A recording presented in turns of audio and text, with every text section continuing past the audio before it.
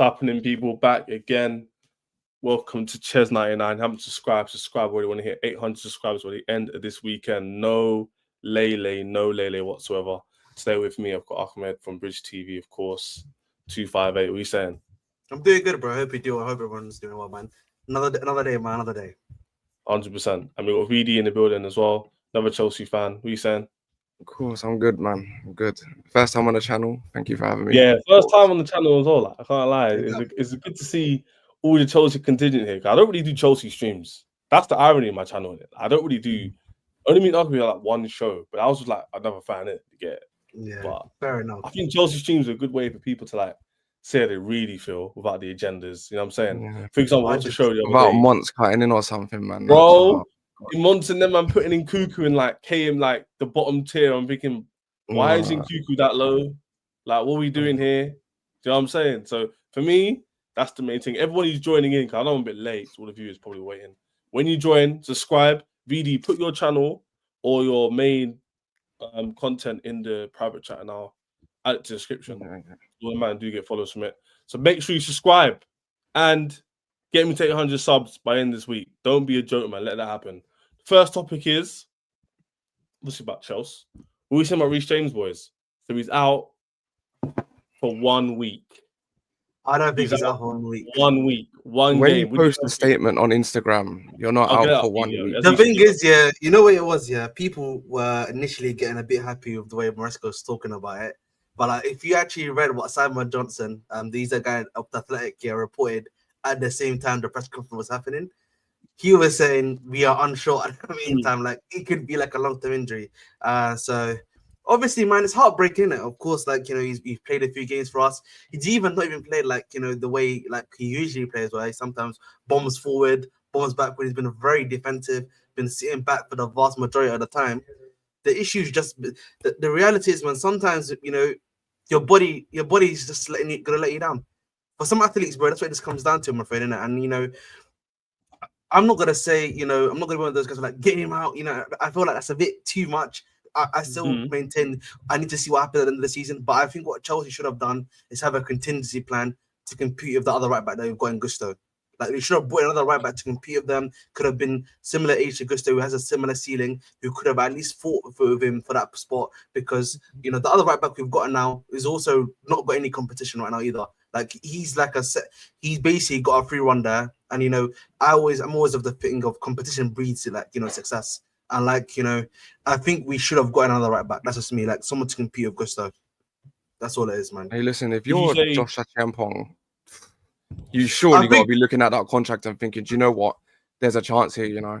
Because, I mean, who was it? It was Livramento didn't re-sign, and there was a spot there for him. You know, there was a spot. And Gusto's come in.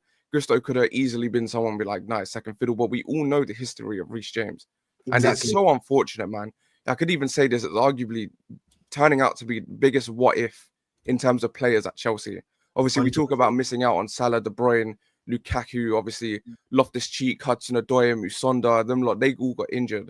But you see Reece James, man, this is genuinely, like, these injuries are ruining like a historic right back. Historic. One of the best of all time that he could have been. All the time, man. Why is it always our club that has the most like bogus stuff happen? Like, it's just jarring, like offsides, injuries. It's just like, how is he getting injured again? Like, he's only been back for literally not even like 4 games, really, like 3 games, and he's already gone. It's almost, the thing is, like, the sad reality, it's almost like the same cycle, boys. It's almost like the same cycle. You know, we have the Reece James is back. He'll play 1 or 2 games. He then goes out injured, sadly, for a few months. He then comes back, plays a game or 2. Then he's out again for a long period. It's almost become like a continuous cycle. Yeah, and like the thing is, like, I personally thought, hopefully, you know, he's now getting the surgery with this world-class doctor. You can clearly see that he's actually like losing muscle mass. He's becoming like a lot leaner as a player. Like, I was thinking, you know, I was thinking this is actually going to be the step to allow him to take that next step in it. Now, I know some people that, like, some of my own Chelsea mates have been saying, oh, maybe he's still recovering from the surgery and stuff. But I'm like, guys, at some point, you know, if the cycle is still continuing on, You know what I mean? We've got, and I think the thing I will say, like maybe to like wrap it up a little bit, is that we need to realize, guys, there's got a time where we have to accept as fans. We've got to have the conversation that we're gonna have to be like, he's got to go. I know a lot of people like Reece James, they love Reece James, he's one of our guys from our academy, but the conversation, I think, has got to start happening, in my personal opinion. But that's just me. Do you know, the only issue I have about that is, what do Chelsea really gain out of selling Reece James? Because I'm not saying you've been selling Reece James to VDK. I'm just saying the conversation of like, we may need to realize we need to get another guy, if that makes sense. Go on, See, the BD. thing That was a good point you're touching on there. Go on. Continue. Yeah, I don't really. People say selling for 50, 60 million, yeah, but who's going to pay that? Who is realistically going to pay a big sum, knowing his history? Because if I'm a club, I'm looking at Reece James, I'm thinking I ain't touching that. If he's injured and it can only play 4 games at a time, nobody's going to pay any sort of sum. The only way they'd grab him is if they got him on a free. So selling him doesn't benefit Chelsea whatsoever. I don't think we can. I'll be real. No club is coming for Reece James in this current state. I know a lot of people keep on doing. Think of, Real Madrid coming in for him. No one's coming in for him right now. Do you know what it is as well, boys? You know, Pedro gets like injured, but like it was injuries where like impact injuries, like when you're running, you get a little niggle here and there. Reece James' injuries are happening on the training ground. It's not even that's what's crazy. That's what makes it crazy, by the way. His injuries are happening when they're probably doing light training, guys. I'm pretty sure the club is giving him a particular way of doing stuff. Exactly. They're probably making it even easier for him, and he's still struggling. Exactly. And like, I don't know if you guys just put it in the private chat fast, but like Matt Law's reporting that he's got a scan on Saturday. That does not sound good, boys. I'll be real. You know what I mean? I don't know. When you're hearing you're getting a scan, that does not sound good, boys. I'll be very honest with you. Honestly, is what you know into conversations about him. What do you mean? Like conversations about him leaving? Or like conversations about him? Conversations, it's a bit of both. I think maybe conversations about us being ready, not to be ready to move on from him, and basically just accepting the fact that Gusto's our right back number 1, and we may need to be finding like another top tier right back to maybe replace him in that thing. And maybe if he does come back and everything like that, we bring him back in, or he's just like but that's what I mean. There's time to move on from the player, and so it's like we need to get another right back in that's going to be competing with Gusto, and those two are going to be our right backs for the foreseeable future, if that makes sense. Like, obviously, moving on, that's what I would say is like the conversation I would have. See, I don't know about signing one. Like, the only thing I do is really renew Josh Achiampong, because I mean, if we're doing A team and B team, right? Gusto is good enough to start for us this season. Cool. I think he's been a bit poor, but I think it's mainly because he doesn't really suit the way that Maresca is using him. Like, he's a traditional he's an overlapping, fullback or wing back. He's not an inverting, be all this super technical stuff. That's not him. If we can get him in a position where he's better used, I think it'll be completely fine. If he's the one to hold the width and we can find like a different way around stuff, then I think it will be completely fine. You know what I would say to you though, VDK? I think probably I would actually disagree. I think if the manager's doing this to him, it's probably because he wants him to land this role.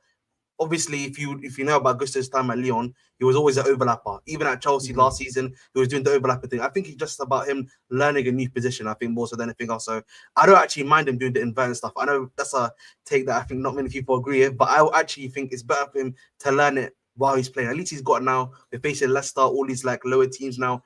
This is actually a good opportunity for him to learn the position. I think obviously when he was playing against United and Arsenal, wasn't so great. But I think for me, I don't mind him doing that. I think Achiampong, hopefully he signs a new contract. But like, right now he's a prospect though. He's not like a coming to the team and exactly. Is he? Exactly, and I think that's the thing I was gonna get to. That's what I was gonna get to. Like right now, he seems to be a prospect. I don't know if he's gonna be like being consistently playing in the B team, for example, against let's say like a Heidenheim that he got on Thursday.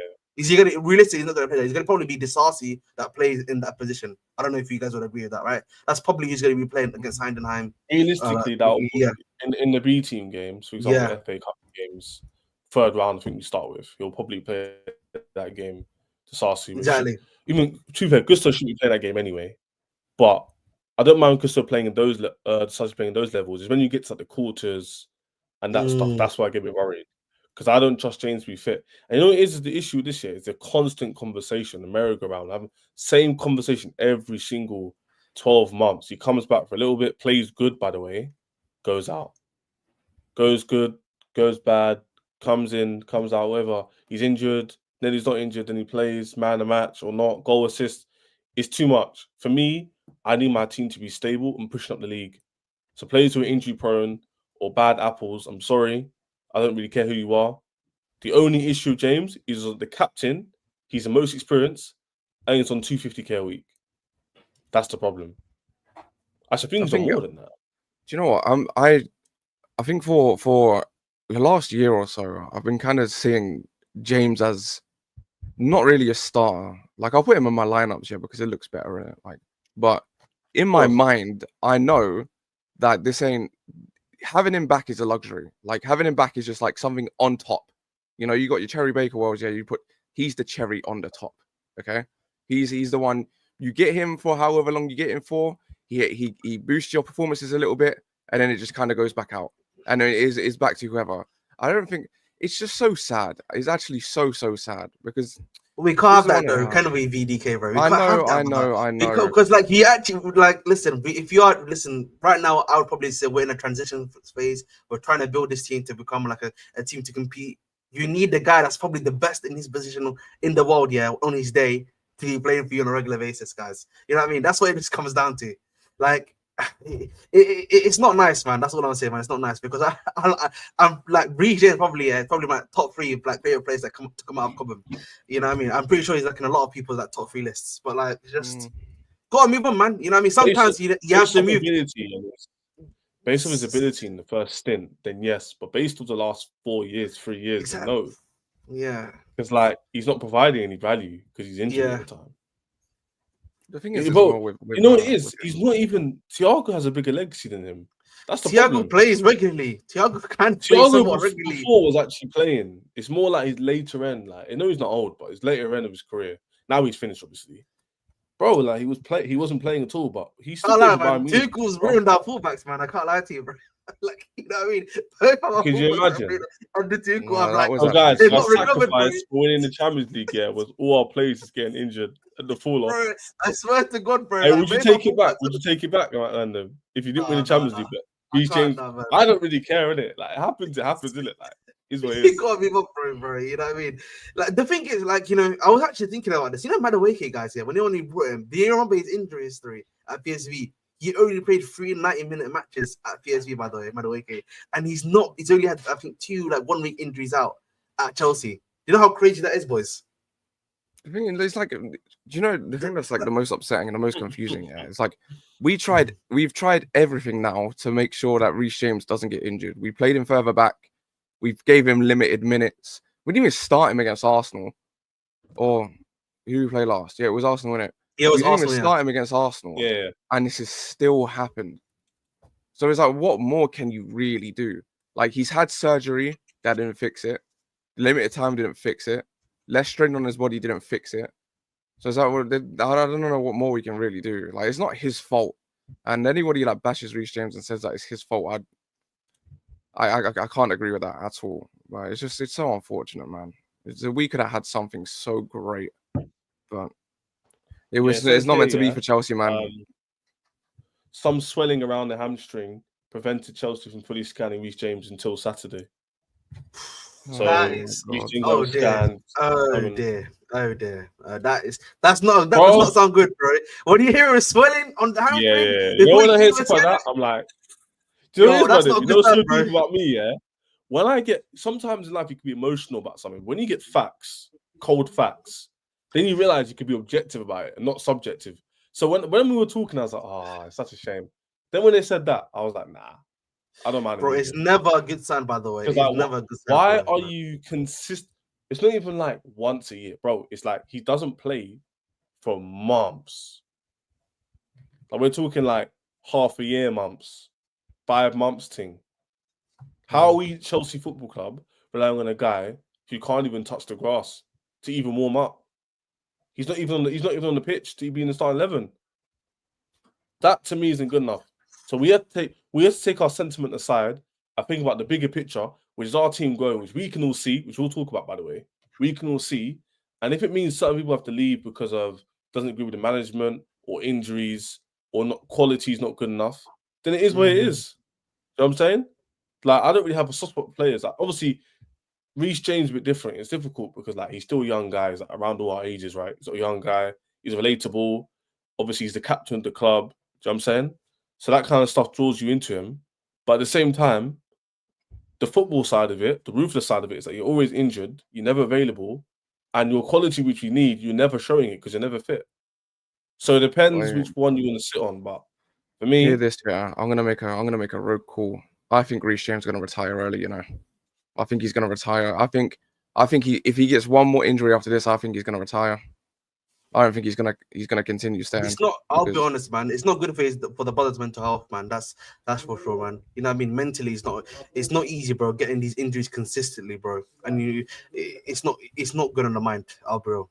You know, when I tore my ACL, it was not, bro. I was devastated when I tore my ACL, bro. When I was younger, bro. When I was playing football. Bro, and like it takes a toll on you, bro. But like when you're doing that recovery, but when you're doing that consistently, bro, over the same injury, because like for him, it's not even he's got knee injuries or other injuries. His injury is just hamstring every single time. It's like the same thing. It has to be something, bro. Like it's taking a toll. It's not good enough, and you know what it is. Yeah, it's like I get it. Like mental health wise, it's deep as well. But like when he's come up with statements like, "I've been better but worse." Who does that help? Like, why are you telling us this? I don't really get it. What's that meant to do? Is that meant to appease me? No, but in his statement, he said, "I felt better, but I've also felt worse." What does that even mean? Yeah, that doesn't help you. Yeah, what are you trying to say? Like, should we not feel bad for you? Should we feel bad for you? Are you gonna recover? He's like, "Oh, I will come back stronger than ever." Guess what? You might do, but you might be 29. You might be in Saudi by then because no one's gonna want you. Do you know what I'm saying? Let's go over some of these comments. 40 people in the building. VD, if you don't know him on Twitter, put your hand on the private chat. I'll add it to the thing. Yeah. Ahmed the Bridge 258 on Twitter as well. Subscribe to all the channels or follow all the channels on Twitter as well.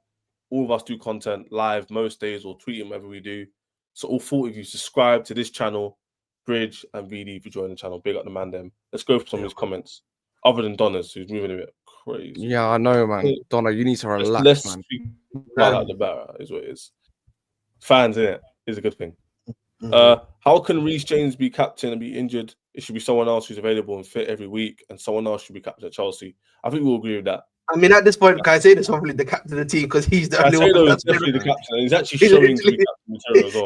He's the captain. He's showing to be the captain. He's performing well. Like I can't complain. I'm happy. The main guy. I think the club need to spin it though. The club do need to spin it in some sort of like PR thing. Like Reece James needs to release a statement saying like I'm relinquishing the captaincy instead of saying it's being taken off him. Because otherwise, it's just going to cause dismay. Yeah, definitely. I don't even think it matters. Can I say hot take? I don't even think it matters that much. Like, as long as the vice captain is the one that's actually wearing it and it's captain keeps him getting purchased. You know, as long as the team's doing good, no one's really going to care. No one's going to care, bro. If we keep winning games because Caicedo's captain, I guarantee no one's going to speak about it.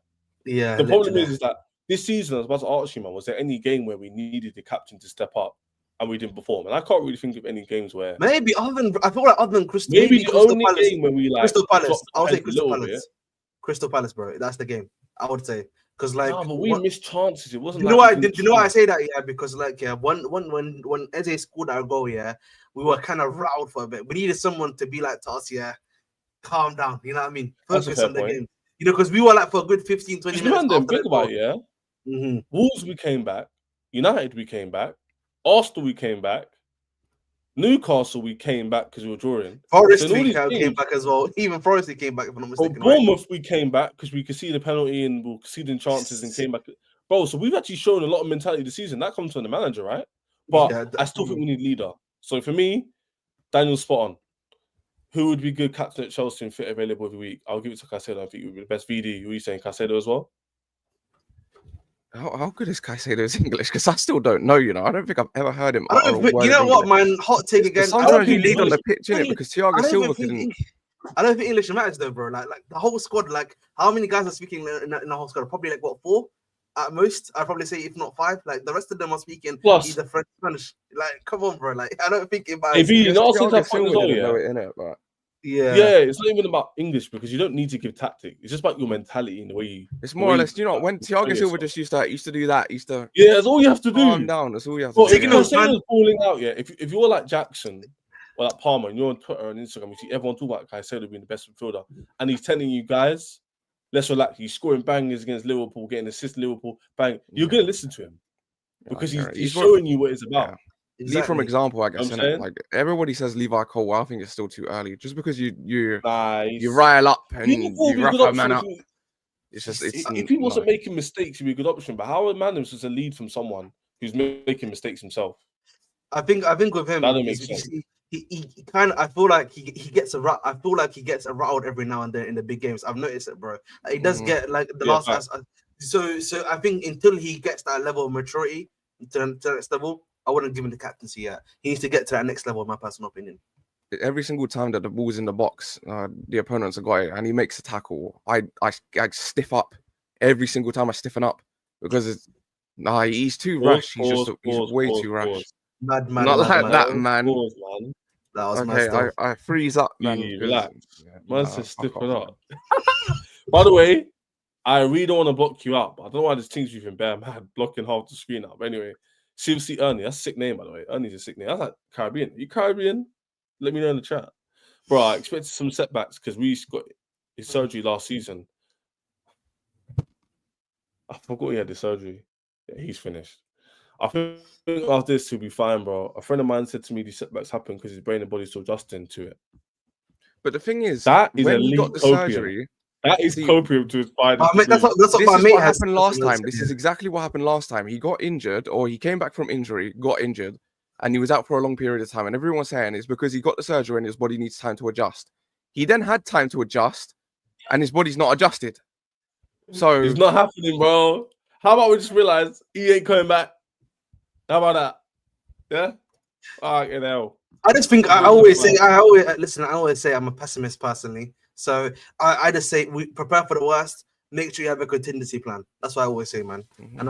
And so as long as you got your contingency plan ready, that's what matters. I think in January, if a Chamber doesn't sign a contract, right, and maybe he doesn't play as often, you need to get someone in January, in my personal opinion, because Gusto himself, yeah. If you give him this much, right, he's gonna overload, bro. He's had like a few games where he's been rested for muscle overload as well. You know, you don't want to be injuring the other good right back we've got as well. You know what I mean, guys? Like we don't want him gone either. James chose the worst time to be injured as well. We need him this period. I think Chelsea are going to win. You think so? I don't think so. You know, listen. I know obviously him being injured is not good for us, but I think at least in this period we're facing a lot more of the lower half teams. No, but it's like the time difference in the games. It's not necessarily the games itself. Oh, fair enough. That's what it is. That's what I'm thinking about. I'm not really thinking about the games. Although all games are tough. Let's not do Arsenal. Yes, exactly. I think Chelsea are going to win. I think Chelsea are going to win. City and Arsenal have injuries. I'm not getting clipped today, boy. City and Arsenal have injuries. Liverpool have a slim squad. Chelsea got damn. Right. This is a good segue, you know, because Leicester be Chelsea. Can this be the start of a run? Can this be the start of a very good Chelsea? And see those kind of comments pop up more in our chats, in our Twitter replies, where we win our few games and a lot more people are more gassed about the team. I'll give you, man, a good picture, yeah? I'll get it up on my screen so you, man, can see the fixtures we've got. But I think, in my opinion, it's a lot tougher than people make out to be, you know? I'm not going to lie. Like, see, I know they're I easy did on a graphic on... I did a graphic on Twitter, yeah, and it was the next 10 fixtures. And I'm expecting, like, 26 out of 30, at least. Oh, I think BD, don't do this. See, I'm looking at the fixtures. BD, man, why'd you say the only two that I'm somewhat worried about is Aston Villa and Bournemouth. Not even Spurs, because we're tailor-made for Spurs. We kill high lines. Let's see this graphic. But I don't know, man. I'm thinking they're good fixtures for us, you know. Leicester aren't the Leicester of old. BD from this is predicting. This is his opinion. His stance on it. 26. We'll go through it. So we have get this out of the way. So we've got Leicester away, obviously tomorrow, 12:30. Big game. Need to win that. Maresca's ex-side. Aston Villa at home, Southampton away, Spurs away, Brentford at home. We scroll down a bit as well so we can get into end of December. Everton away, Fulham at home. Oh my gosh, these fixtures are calm. Yeah, innit? That's what I'm What saying. the hell? And I So, think like, I did it. I want to say something so important, yeah? I want to say something so important. If we win the majority of these games, you know it's shown that Chelsea have changed, right? Yeah, that's this is. Let's I talk think about it. this was Let's talk always about it. our Let's talk about issue, it. you know.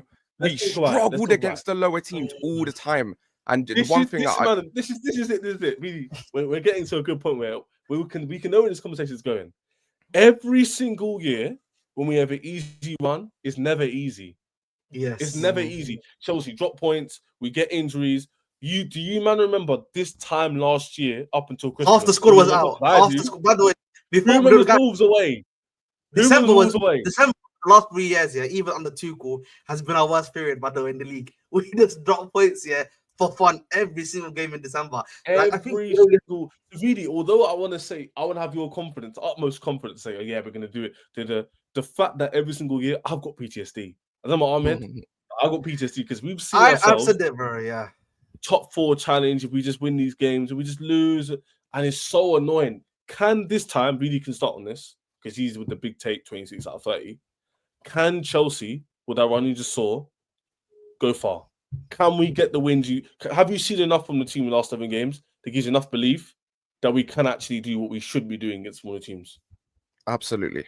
Again, the only two that really worry me is Aston Villa, because Aston Villa they're a good side, and Bournemouth have been incredible this season.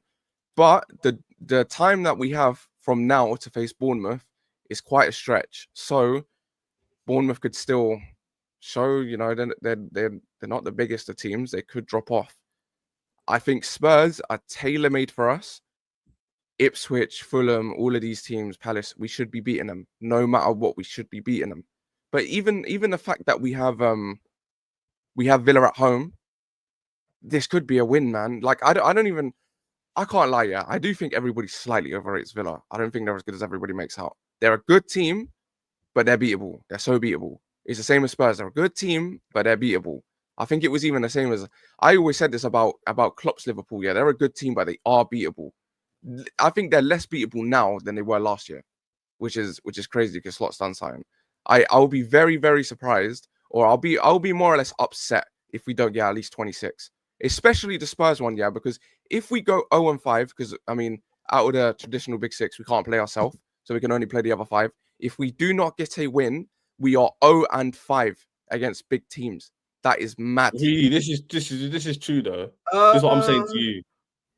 The Premier League is tough. Like I know the thing is, I hear what you're saying, but let's just go through. I don't know if one of you might could do me a favor and get last year's results. Maybe I can. Stop being lazy.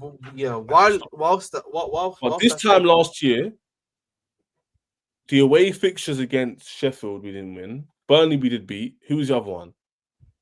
Who got promoted? Was it the Wolves that you faced in that period? Because you always face Wolves in this period, no? No, I'm saying who got promoted away that we didn't beat. We beat Burnley away because Palmer got his first goal. We didn't beat Sheffield. Who's the other one we didn't beat away from home? Luton. Luton. Yeah, we beat Luton. Cool. So wait, are we confident against Leicester away then?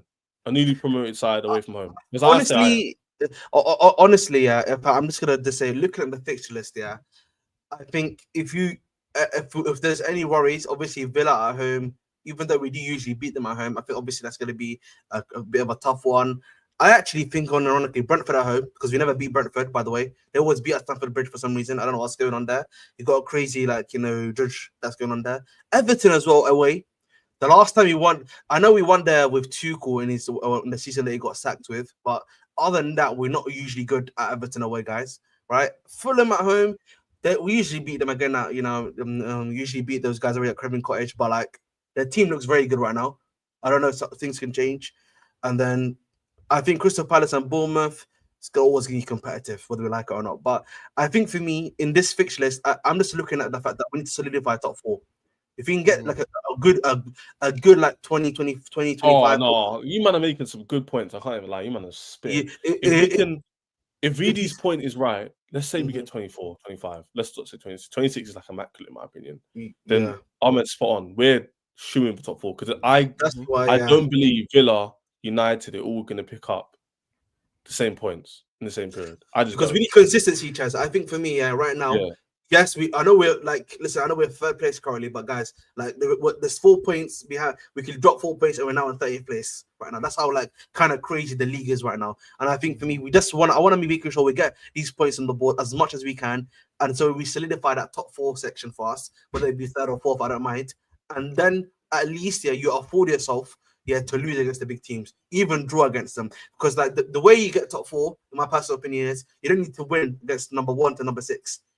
If you beat from 7 to 20, you get yourself top 4 guaranteed. So that's 100% VD. Yeah, VD, I'll answer your question because Ahmed's right. Like Man City last season, because this point here, guys in the chat, I'll get your comments as well. I don't want to keep looking at VD, so we block this out. I don't know why I keep saying that. I think City this season is a wrap for them. Arsenal finishing mid-table, that's mad, and potentially being 10th, Liverpool bottle regime before Chelsea can do this. Here's the thing. Man City last year only beat United and Spurs home and away. Everybody else in the traditional top 6 they drew or lost against. Everybody. Okay? What's my point? I say it's to rivals and people like a guy interrupt me and go, no. The point is that you don't need to beat the big teams to win the league or win trophies or to get top 4 or to even win the league like Man City did. I said already. But you know my point, right? You just need to make sure you beat the teams that are below you. That's that simple. They got Mourinho, man. Mourinho said it, bro. Mourinho was the one that said, you don't need to do this, bro. So that's why I've always maintained. I think on average, bro, they still got what, 89 points? Yeah. Or 91? Something like that. So either 80 or 90. They almost got 9 points. By the way, a lot of points, right? For the last 5 years, I think the average to get top 4 is 71 points, right? And again, 71 points, you can pretty much get that from 7th to 20th, beating them home and away. And getting a few points, obviously. That's what I'm saying to VD's. VD, so in your rhetoric, if we were to get 26 out of 30, are you saying would be like high in the title race? Oh, yeah. I think even look at the game after. I think the game after the next 10 is Wolves. So that's another 3 points I'm expecting to get as well. And then it starts to get a bit more difficult. I think then we got City after that. But, I mean, I don't see why not. I mean, obviously, we know City are probably going to go on a mad run. I can't lie, at this point, Liverpool are looking like they're not going to stop. Like, obviously, they got Trent out, yeah, but you see their team, like, Van Dijk and Salah alone can win you a league. Like, just having them in being so clutch like they are, they can win you a league. But I can't lie. I think this is the season that Arsenal, I don't think they get better. I think they continue doing what they're doing. Maybe they sign someone, maybe they have a few games, but I think they're going to revert back to type. I think this is set up for us to finish third. I don't see it. I don't see another team finishing above us besides Liverpool. No, Vidi, you're not the only one. Seriously, Ernie again says our next 11 fixtures are winnable. Look at, and then he says here we can go on a winning streak until the City game, bro. You and VD, like guys, it's my PTSD. Look at the fixtures. You gotta believe it. My PTSD. Like, I just don't believe it. I believe it. I just don't believe it. I want to believe it. I just can't do it. I just can't say it with my chest. I honestly see it to believe it. I'm almost on my life. Yes, you need to see it to believe it, bro. You need to see it. I want to see it to believe it. This is my favorite line, yeah, because VD hasn't streamed me in a while, yeah. My favorite line is sometimes in life, seeing is actually believing. Because words and actions, actions can be fake and words can be lies. Do you understand what I mean? People can act 100%. Like you see those memes, where like, have you seen those memes where like there's a cartoon, there's a helping hand, and behind the helping hand is like a ladder, but he's not showing the ladder in it. Have you seen that? Oh yeah.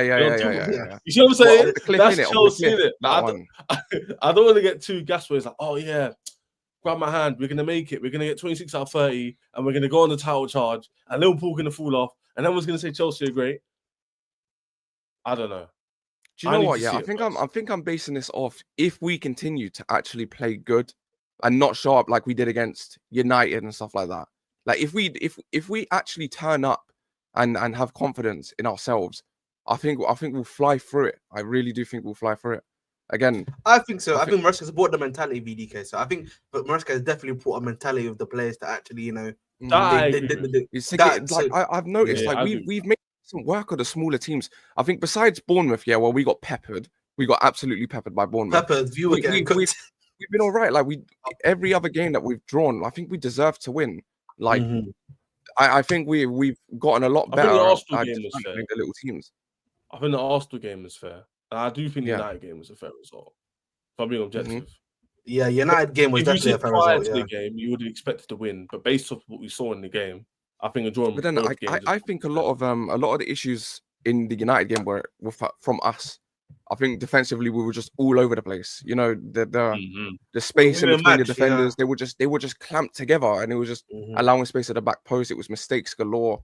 But if we could just iron them out, and I've noticed one thing about Maresca as well. It's over time since preseason, he's worked on one thing at a time. I don't know if you've not noticed it as well. It was first there was a heavy emphasis on building out from the back. It was nothing else.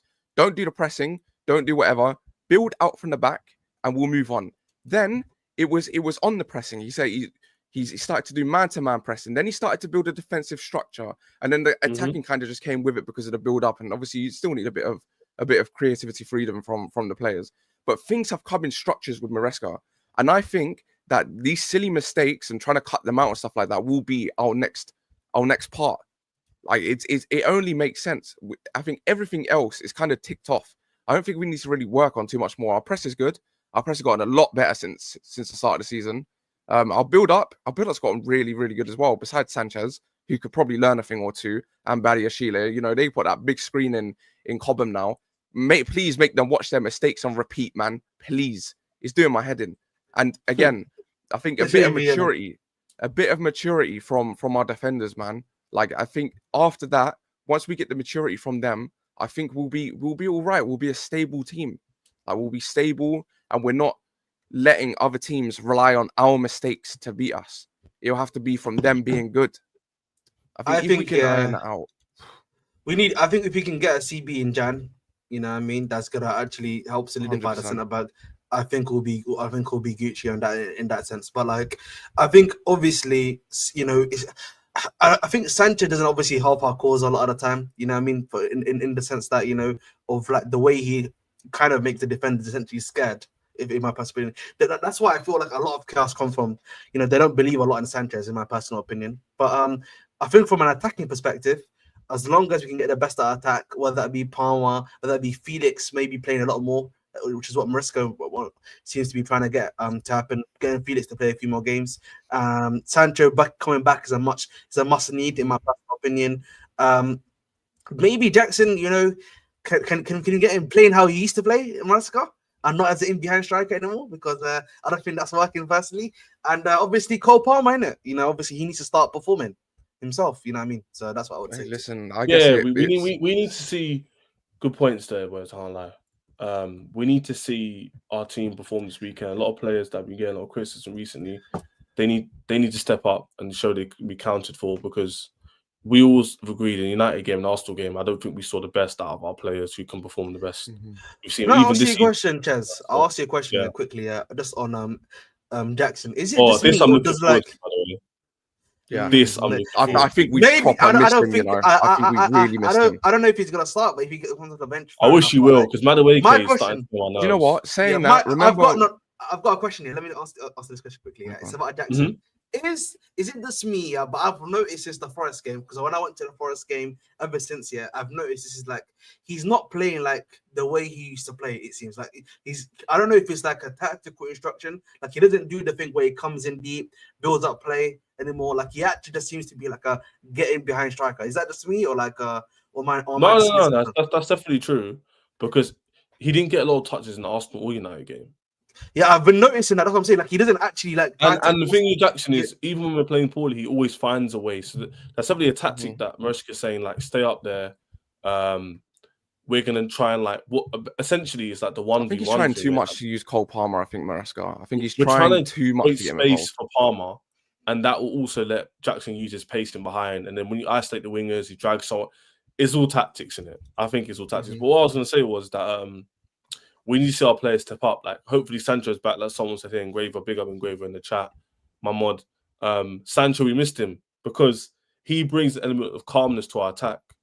He brings an element of unpredictability. He likes 1-2s. He can also take his man on and dribble. He gets fouls like Hazard, kind of as Hazard type player, right? Where you could take a man on, you could dribble someone. and Noni isn't consistent with that, and he's not as technical on the ball. So if Noni gets past someone, his end product's poor, or if he doesn't get past him, he loses the ball. Where Sancho at least will make the right choice at the right time. So for me, do you know what the word I have for Sancho is efficient. Every time he gets the ball, he's efficient with it. The through balls that he's doing, obviously he's taking on his man. He's really, really efficient with the ball, and I think we've really missed his presence in that attack. Sancho and Neto on the wings sounds mad, especially with Neto on that right. I prefer him on the right as opposed to the left, but it's not like Neto is bad on the left. I thought he cooked Ben White, absolutely cooked him. But yeah, man, Sancho being back, I think he will start. I really do think he will start because his first start was only like a couple of days after he signed. He had one game that came off the bench and he started. People were saying, "Oh, is he ready? Is he right? Does he know the system and stuff yet?" And then Maresca just straight started him, so he clearly favors Sancho over others. I mean, he got a start before. The best lineup would obviously be Neto on the right, so he can cut in, like we saw against Arsenal, and then obviously Sancho on the left. I think it brings a calmness, but also brings directness as well, because they're both direct as well. I know Noni's direct, but like VD said very perfectly, efficiency. Noni's not efficient. He's the opposite of efficient. Sometimes maybe good, sometimes maybe, you know what I'm saying? That's literally Noni. He's not good. And to me, if we're really going to do what VD's saying and Ahmed believes, 26 out of 30, we can't be having no Lele. Because yes, you're expecting wins, but guess what? They're not going to all be 5-0, are they? There might be a 2-1. There might be a 1-0. You need someone to create a chance, someone to take a shot, someone to create a good assist, individual motor brilliance. And we've got players on the bench that we're going to get to Dill's question about Felix and Nkunku. Someone mentioned Felix earlier. And Nkunku who can play in and around those positions. Who maybe have to look at man. Nkunku Nation is finished, man. Nkunku Nation he's cooked, bro. It's cooked, bro. I'm sorry. Listen, I'm a Nkunku fanboy. The way the manager talks about Felix, bro, he glazes Felix. Yeah. He does. He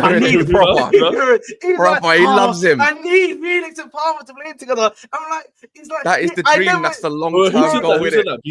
Maresca said it. Oh yeah, he's glazing. But he's like, I feel so sad not playing Felix in the EPL. I want to play him in the style of the part. He says that every time, bro. He actually kills me, bro. It's just like, listen, if you want to play him, it means one of us. You got to play a lone six because like the way he wants to play him is as an 8 essentially, right? So you got to drop one of the guys to play him, one of the midfielders to play him as essentially a lone 6, or you got to drop one of the fullbacks and let's play a back 3.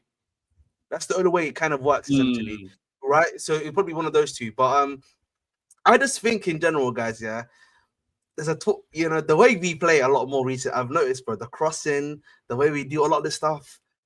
I'll be real, man. I think I wanted Mourinho to come to the football club, by the way. I was one of those guys that was like, I want this guy to come. I think we need a guy like him. I'm not saying him specifically, but because like you've seen the number of crosses you put into the box now. It's just like we don't have anyone there. Like Jackson doesn't. He doesn't. That's not his game. If that makes sense. Like where we put the ball into the box and then like he's there to do either to head the ball in or like even put the ball into the back of the net. But like we should have scored 3 times against Arsenal. But he wasn't there. Fofana should have scored.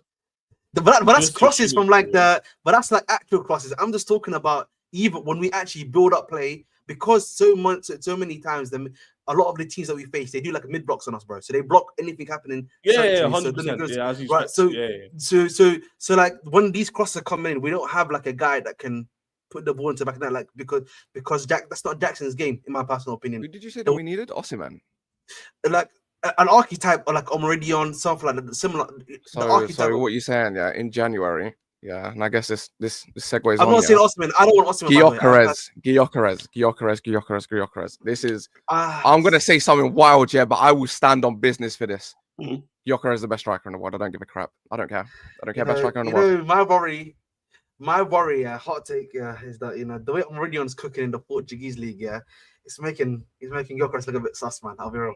Have you seen? It's crazy, bro. The way Meridion is cooking that league, yeah, is making making Gyökeres score a hat trick against Man City.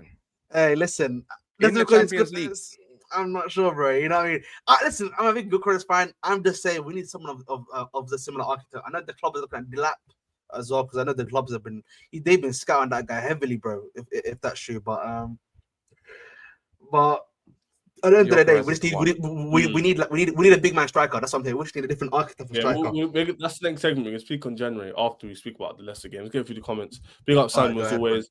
I actually need Chelsea to be good this season so they could drag Arsenal down. Labby is in training, by the way, guys. He's actually playing. He's actually in training, so he might be Yeah, of able to course. start. I had a feeling they're all going to play. By the way, the first team will play.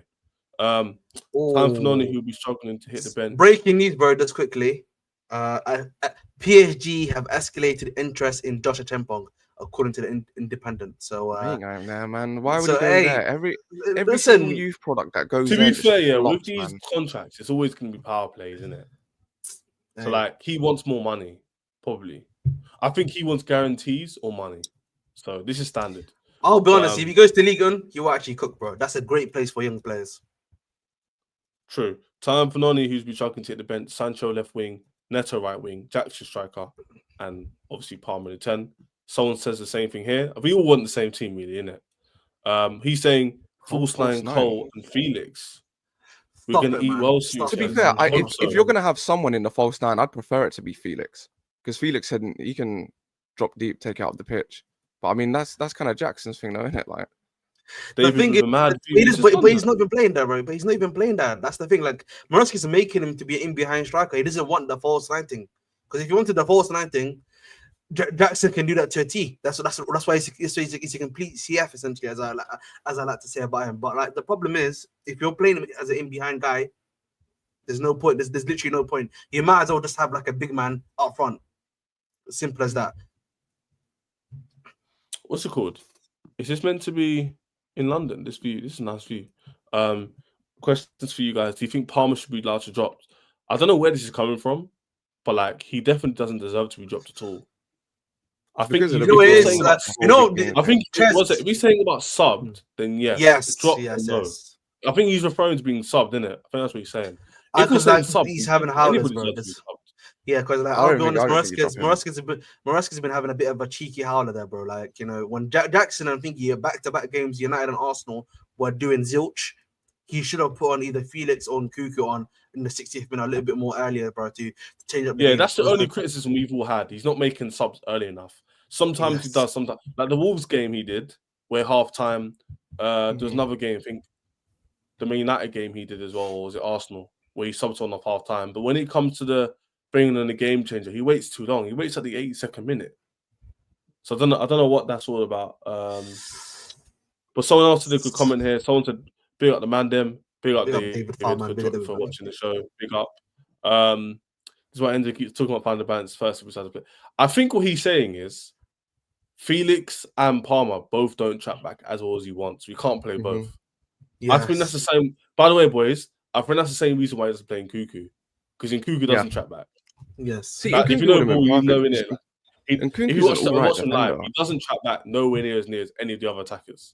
Exactly. So am I going to blame the manager for not playing someone who doesn't track back if that guy can leave someone free, a midfielder, for example, creates an assist for the opponent and they score last minute goal? Imagine you brought in Nkuku earlier in the Arsenal game and that chance that... I'll be honest, man. You know what I'm saying? Yeah. Like, when Enzo came on, bro, you saw how Enzo came on, guys, yeah? They were chopping us, bro. You see what I'm saying? You see when Enzo came on and they just created chances all of a sudden? Bro, that guy, man, listen, I know a lot of the man that love him. I love him as a player. He kills us, bro. Enzo came on and Nkuku came on. Then what? We could have conceded the goal. Bro, I'm just going to be honest, yeah. Listen, I know a lot of people want Enzo to start because I know one of my guys, big up to Ziad, yeah, was like, I want Enzo to be starting because he played better football going forward. Because you play better football with Enzo going forward. We're a little bit fast in attack. But I'm like, he might be fast in attack. Do you see the opposition come back against us, bro? They just like go. They actually genuinely, they cut us in half, bro. It's actually disgusting the way they cut us in half, bro. At times with Enzo, I just think you can actually teach some of the stuff that Enzo does to Lavia. I just think with Lavia, it's about game time and getting him to learn that sort of thing to help him speed up the ball. That's what it is for me. Huh? Semi, relax. Anyway. What do you mean, guys? No, but Semi, bro, you can say, we can see when Lavia was on the pitch. But, bro, you saw what we almost conceded. They almost won the game 2-1. With Enzo on the pitch, what are we doing? Enzo's need to build very poor. Do you know what? Yeah, Enzo's just not very athletic in it. Like he can't turn.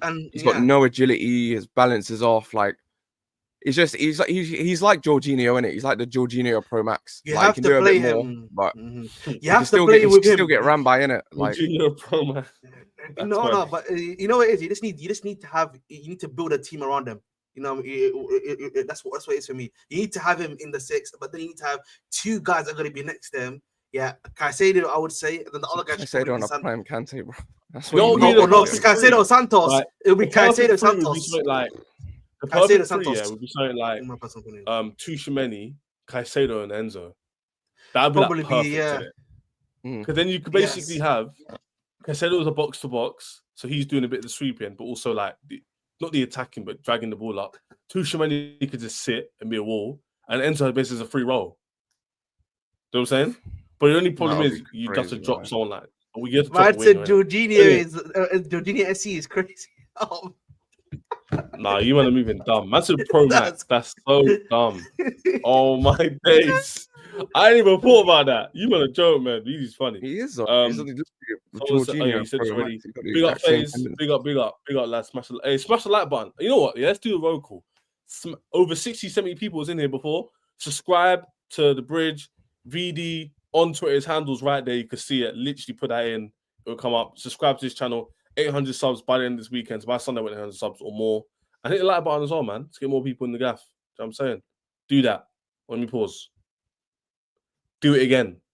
Let's go. Let's move on to the show. But man, we're going to speak about the next game in particular. Let's go through his comments a bit more. Enzo takes away our defensive work, but helps us with our attacking. Enzo does help us in certain thing. Problem if you sell it in defense in the middle. Oh, I get what you mean. Yeah. You can't teach Lavia to shit to ball like Enzo does, bro. Ahmed, sometimes you are hilarious. That's funny. No, but like, I'll be honest, sure. but I think switching the ball's all right. I don't even think about. I feel like this isn't a Chelsea fan. All I'm gonna say, guys, it's just about speed and play. All I'm asking for is, can we speed up the play? Yes, you can teach a guy how to move the ball a bit faster. That's all it is, and that's what Enzo does. He just helps to push the pace. That's not hard to do, in my personal opinion. I don't know if that's a hot take or something, but I think you can teach your 6 to help speed up play. I think Lavia speeds up play quite well now. I think the ball comes into him, he plays like a snappy pass to the side, or he beats the press and then he moves it on.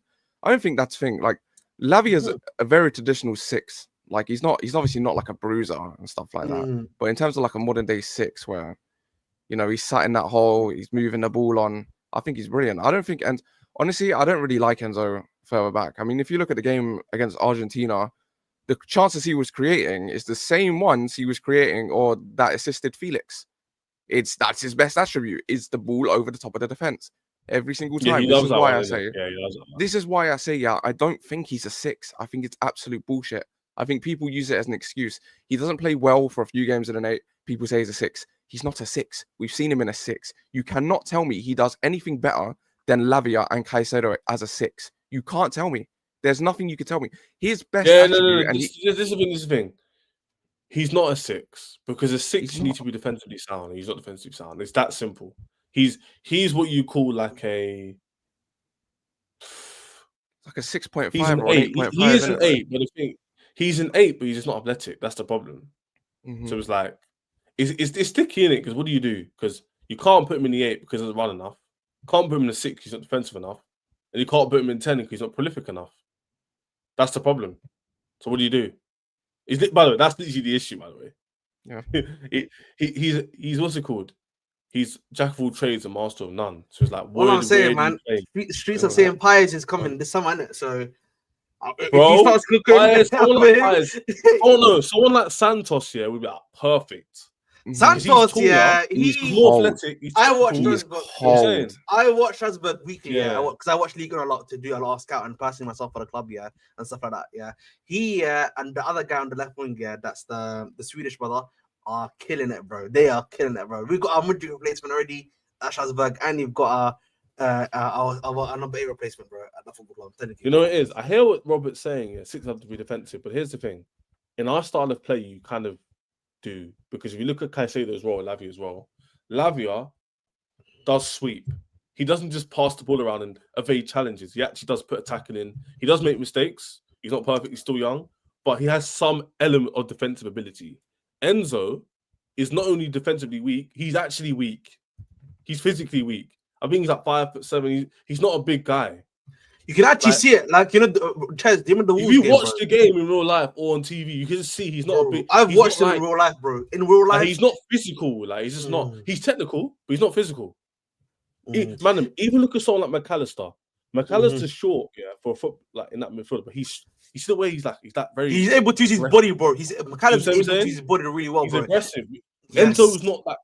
Enzo's like the same Caribbean like pretty boy, innit? He's like very like soft on the balls, like very elegant. It's not really like physical and aggressive. It's just very like niche. Do you know what I'm saying?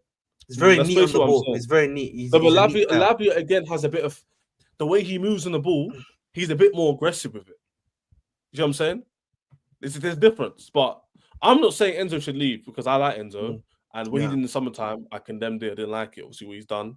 The club's trying to overcome that, and he's improved his performances a little bit. VD, would you say you've impressed with him in the Conference League, or are you not looking at it that deep? No, I don't think he's him. I still, obviously it's not his fault the price tag that was given in it, but like the bet, you need to be doing the bare minimum performances in it, and some of the things like he's performing that he's doing. Come on, I'll just be real, man. Maybe you know what it is, guys. You know what it is, guys. Maybe he found his level on it. No, let's get. But on a level though, on a real, like, come and fucking. Oh, sorry, I don't know if I can swear on show. Come in the thing. Sorry, come summer. My bad. That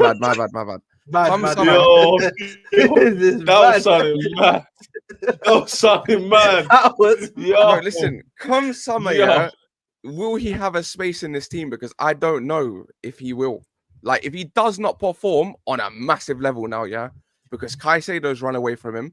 Lavia's starting to gain, like, I think Lavia's one step ahead, or is 1 foot ahead of Enzo. If he does not pull it out the bag, is there going to be a space for him? Because I don't think there is. I mean, Ugo Chukwu, I'd like to see him come back and be the backup DM. Like the proper backup DM to Lavia. You know, Andre Santos, he's coming in. Obviously, we got Paez coming in. There's another midfielder. I don't see a spot where he really fits unless he starts to ball out big time. I think in the 8 there's potential, but the way our formation doesn't allow him to play. Oh, I don't know, Chez. You know the way again. I said this before. The way he plays Felix. He plays Felix essentially as an 8 a lot of the time whenever he comes on for us. That's interesting, bro. The fact that he's doing that experiment for the 8 thing and everything like that. If that works, yeah, I don't think Enzo's got a spot anymore, bro.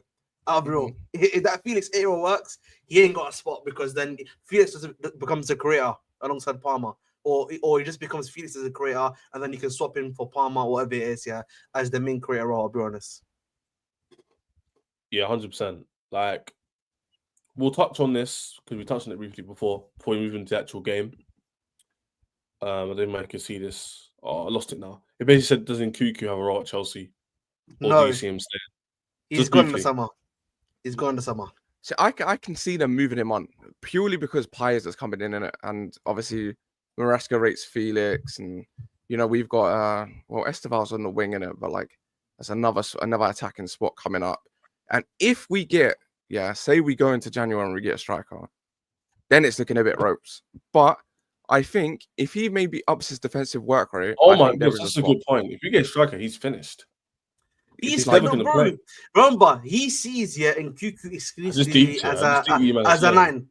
He doesn't. He said just a 9. He didn't even see him as a 10 or wing. He said, I remember Maresca said, in preseason we played Nkunku as a 10 or as an 8 or whatever, and because of the squad we have, he's kind of forced to play as a number 9 when that's not his position. Like Maresca knows it, but he ain't doing anything about it. I'd even argue like fully fit, you know, everyone in at their best. And Nkunku should be starting realistically, but not as a 9, as an 8 or a 10. Because he's probably our best finisher, you know. He is, talk about efficiency with Sancho. Nkunku is efficient when he gets in front of goal.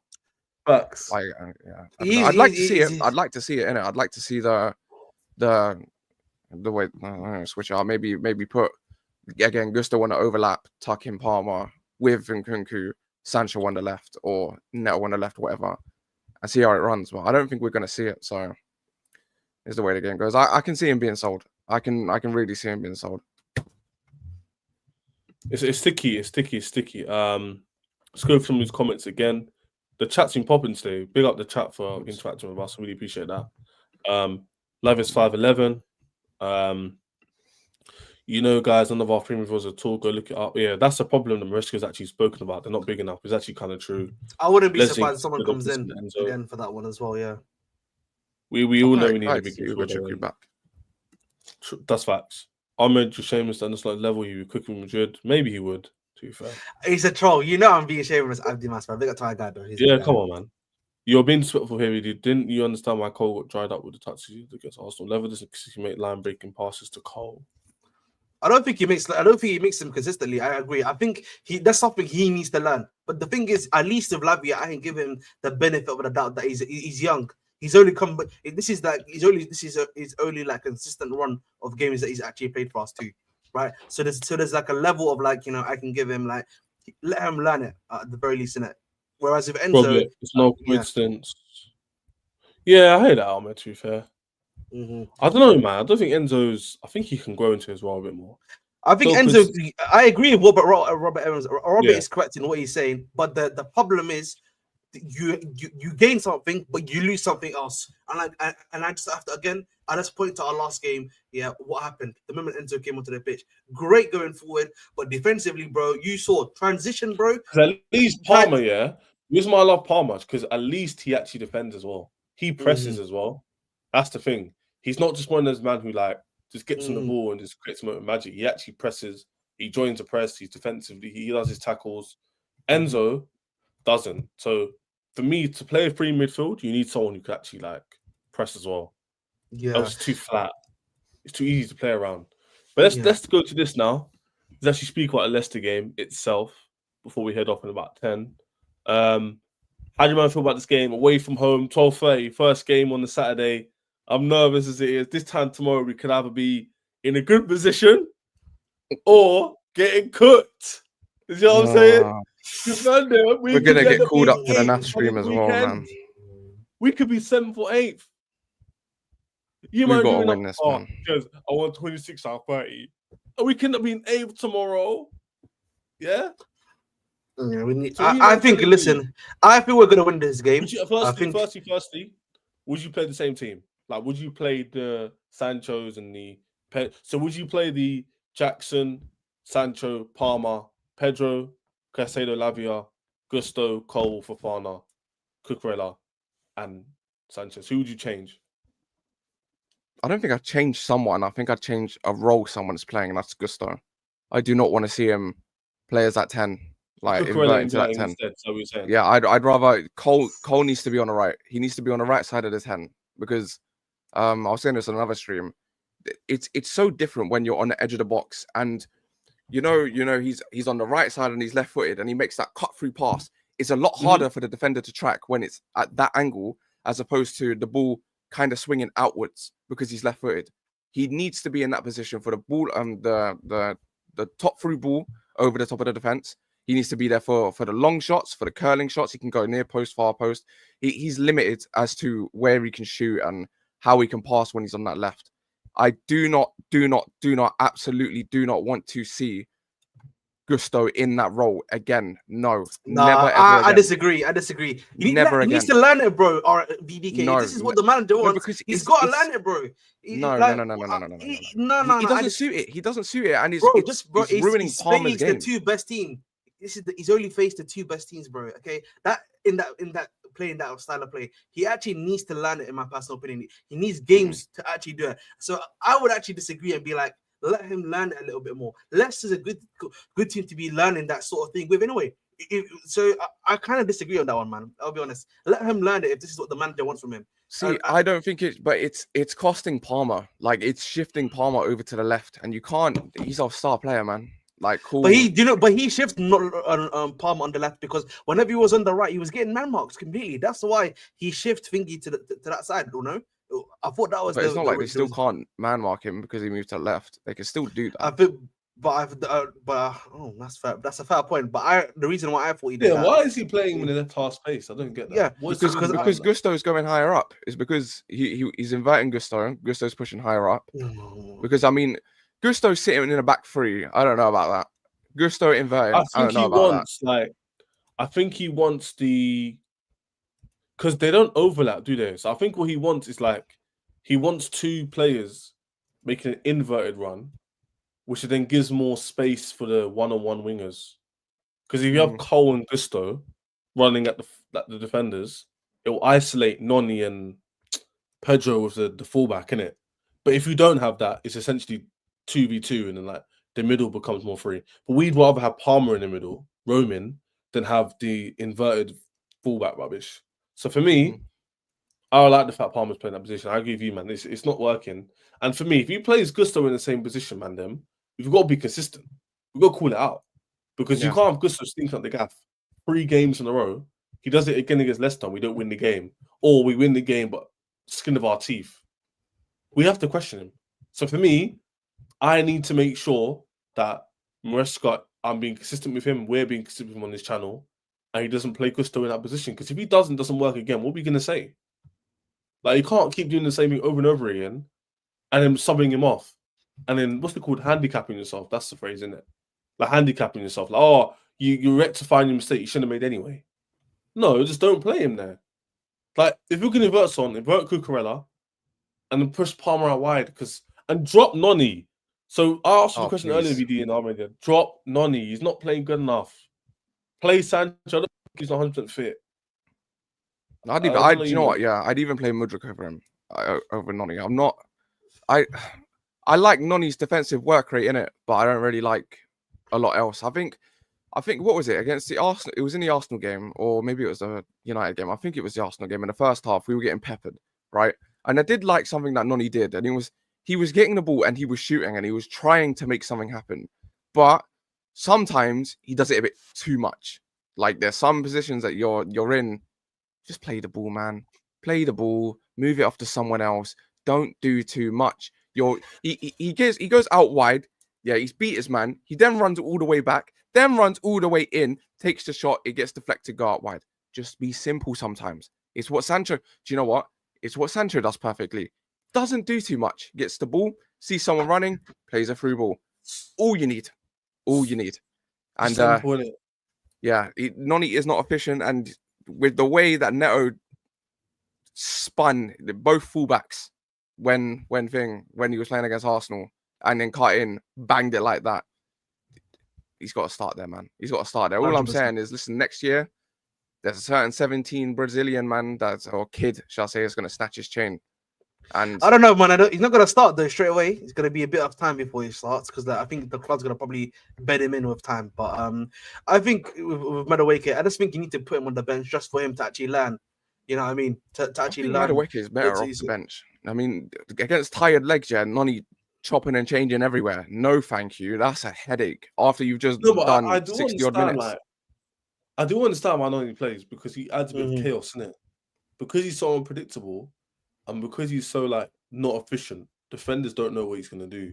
Overlap, underlap, shot, finesse, pass to someone. But the issue is when you're not bringing numbers, it doesn't justify you playing. That's the issue. If Noni was doing what he was doing here, 4 goals, 3 assists, no one would really say anything. You're steady Eddie, you're doing the thing. He's not producing enough goals and assists. At the end of the day, those winger positions for us are literally where we're supposed to get our goals. Our whole system is based off our wingers. Yep. And if they're not being productive, then what are they really doing? Exactly. You know what I'm saying? I don't know if we saw... Caicedo popping in with a few goals and assists, that's just that's Caicedo as being a literal world-class-esque player or soon-to-be world-class player, in my opinion, in that position. That's just him doing his thing. But Noni, Sancho, Pedro... Felix, Mudryk are all supposed to be coming to the team and adding that particular end product. So if you're not producing that end product, then what are you really doing? Like, what are you really providing? That's the only issue with Noni playing. Is that I understand why he plays Armendia. I'm gonna get your thoughts on this, yeah. But I want to see Sancho play. At least I know Sancho, like VD said, soul make a run, and he'll just make the simple choice, play a decently weighted pass to the Jackson on the left, who might cut it in. Palmer's their goal. Whereas Noni might try and be Mr. Incredible and flash at the same time, and like bully someone, run through, fall over his own foot, and then get a shot off. Do you know what I'm It saying? comes down to is this I said decision making, Mr. man. Incredible and You know what it Flash is, at the man. same He time, needs that's to. Big up One Hooks, thing I man. will say, bro. Big up to Hooks, man. You know what it is, man. He needs to simplify decision making. That's what he needs to. He needs to simplify his decision making. That's what it comes down to. He needs to fix himself up and actually just be like, okay, what is the right decision? And I think sometimes, you know, he can be a little bit selfish. You know what I mean? That's what the issue is. Sometimes you're cutting too much to try to go for the shot. Whereas I think sometimes what you need to do, reduce the power on the shot, A, which is the one issue he has a lot, and B, when you're putting the cross, make sure it's like either low driven, because that's probably what's gonna work best for a guy like what's it called, Nicholas Jackson, because he's not really great head of the ball. Or if you're gonna put the ball into the box with over the top, just put a bit less power into it, because he overpowers his crosses a lot, bro. I noticed that too, man. His crosses are way too much. He puts too much energy in them, less energy. That's the thing. We saying, would you drop Sanchez? Sanchez. Mm-hmm. Oh, I don't think so. You know, I know he's no mistake point. prone. It's just first of all, yeah, no point. Second of all, I don't think Jorgensen's ready. I think he looks a bit shaky. Whenever we do Conference League games, I don't really trust him in net. I don't think he's ready. I think he just looks a bit fragile, man. I think it's so annoying with Sanchez, because I don't know if you lot see what I see yet, but I see, like, I know he's like 26 or something, yeah. But like, I mean this word not as in like to hit skyrocket, but I see some sort of potential there, man. I see potential to be a proper class keeper, because his shot stopping at times is impeccable, like actually impeccable. And when he's on his game, he's brilliant. But the mistakes, man. Oh, it's like he plays without a brain. Yeah, sums up perfectly. The Arsenal game, he was absolutely fine. Didn't do nothing wrong, no bozos. And then what does he do? It's like he wants a highlight. Literally one easy chance to save, and he just opens up the side of the net. I know I'm not a footballer, and these are fine margins, and it spurred the moment. And against Arsenal, you're at the elite level, and someone scoring near post isn't embarrassing. But my point is, when you're at that level, you have to be really scrutinized. You have to be really critiqued. But for me, that goal was too easy to concede. The Man United game, too easy to concede. Even some games like the Forest game and the Brighton game with the headers we conceded, he could have done better. Come out for crosses. He's improved on that. But it's like he just has a bozo moment. And unfortunately, man, them bozo moments don't make you get first in the league. Issue is, man, you know what it is? Or second or third. Maybe top four. He's equivalent exchange, bro. The term I give for Sanchez is equivalent exchange, bro. You know what I mean? The amount of mistakes he makes and the amount of stuff that he rescues for us is basically equivalent. And I just think for me, when you're at the top level, when you're playing for a team like Chelsea, bro, you cannot have these lapses in concentration or like these bozo moments, bro. It's really as simple as that. And then the issue you also got is that they brought in Jorgensen. Jorgensen is not a good guy, bro. He's not a good player. Sorry, not a good guy. That's the wrong way around. He literally parried the ball into a Newcastle player like the other day, and that's something that he was doing it at Villarreal. Well, he would make the save, but then he would parry it into a player, and then the player would just basically score the rebound. Jorgensen's not ready, and I'll be honest. I don't think I ever see Jorgensen being a starter for Chelsea. He's a perennial number 2, bro. He's a perennial number 2. Like, I think that was literally, I think that was a flip by, you know. It probably was, yeah. I mean, but there's like better players to buy with that money. We could have gotten, again, I say this before, Chevalier was a great player we could have got that ticks all the boxes for us. Marcin, even Bulka, that our former academy guy could have fit the boxes for us, and you could have brought them both for the same amount of money that you brought for Jorgensen for, if not maybe an extra 5 million. Mm-hmm. I don't see. Yeah, the game. I think we're gonna brush up literally 5 minutes, but the game itself, I'll be expecting Leicester to be up for it. I think they got one of their key players out. I think. I'm not sure who it is. No, they've got both Bonanotte and what's his name? I heard Bonanotte's out and someone else. Is it Mamadou? Fatuwu, no? Fatawu. Oh, Fatawu. Yeah, Fatawu, that's it. yeah, Fatawu. there you go. He got So bad injury, man. Bad injury. I think it was like a they'll still have ACL, Mohamed really Edie, bad they'll one. still have Feist, they'll still have Vardy, like some of the players that's helped them in the Prem and the Championship last season. Obviously, Maresca knows the team. So when people say you should win because he knows the team, it's the same way they know him. So like, it's literally whatever way you want to see it, right? It's the same thing. But we need to make sure we win the game. I'm expecting Leicester to give it to us in terms of like the pressure, the press. I think they'll be on it because they'll be booing Fofana, they'll be booing is it Chilwell as well? So we're booing some of our players. So for me, like there's a bit of spite in this game, but I need to see Chelsea put in a clean performance and just be professional. So we've seen Liverpool in 12:30 kickoffs this year, and they've just gone in there, done their job all the time. I don't want to see a 5-0. I don't care about 10 goals from Palmer. Just give me a little 1-0, 2-0, and keep it moving. Mandim, like VD said, like Alma said, I love this conversation before. We need to show we're different. We need to show everybody that we're going to be top 3, top 4 team minimum.